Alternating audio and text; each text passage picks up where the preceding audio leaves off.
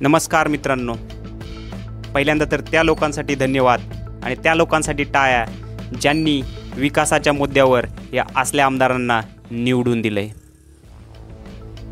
जेव्हापासून महाराष्ट्र विधानसभेचे अधिवेशन सुरू झाले ना, तेव्हापासून महाराष्ट्र विधानसभेचे अधिवेशन हे अधिवेशन नसून कुस्त्यांचा एक फड आहे असं वाटत आहे।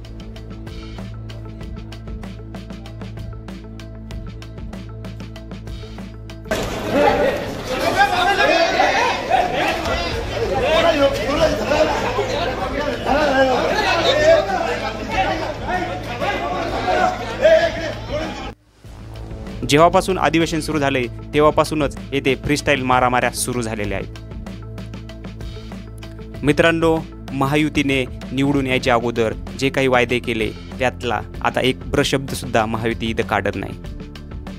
देवेंद्र फडणवीस यांनी निवडून यायच्या अगोदर शेतकऱ्यांचा सातबारा कोरा कोरा कोरा, पुन्हा सरकार आलं की आमच्या शेतकऱ्यांना पूर्ण कर्जमाफी आपण देणार आहोत, शेतकऱ्यांचा सातबारा करूया कोरा कोरा कोरा कोरा सातबारा शेतकऱ्यांचा करण्याचा निर्णय आपल्या सरकारने घेतलेला आहे अशी घोषणा केली।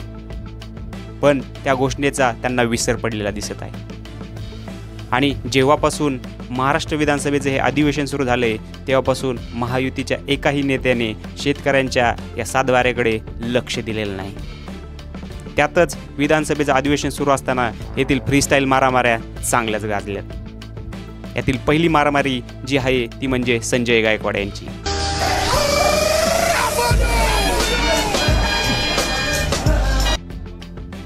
ज्यांनी फक्त आणि फक्त भाजी खराब आहे म्हणून कॅन्टीन कर्मचाऱ्याला फ्रीस्टाईल मारहाण केली।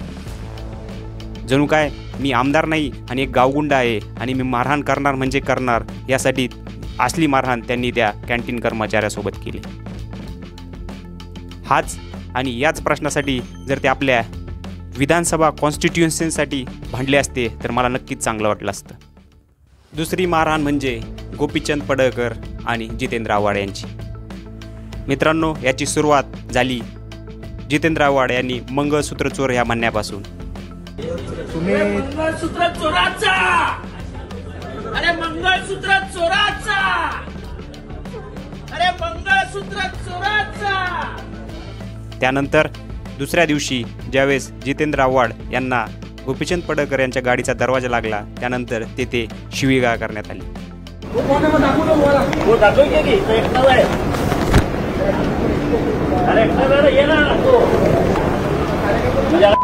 बघतो नाहीये, एकटाच आहे ना मी, तुझ्यासारखी अशी कुत्री घेऊन फिरत नाही। तेथे गोपीचंद पडळकर यांनी शिवीगाळ केली।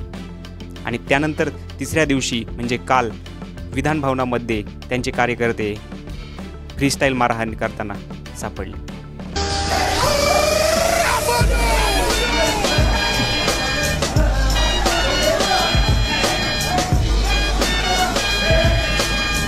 ते पण एकदम दंगा करताना विधान भवनाच्या परिसरामध्ये।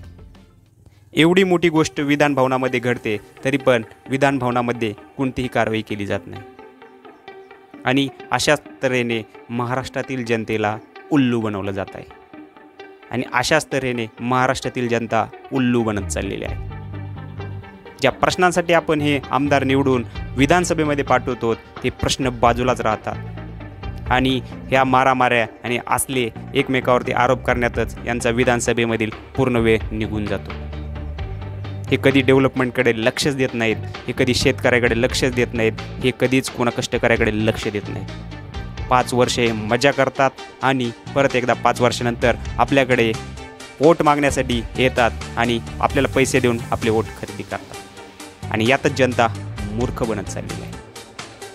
परत एकदा या गोष्टीवरती विचार करा आणि ठरवा की आपण कुठला आमदार आणि कसा आमदार निवडून दिला आहे। परत एकदा तुम्ही दिलेला आमदार निवडून दिलेला आहे त्या आमदाराबद्दल माझ्याकडून टाळ्या।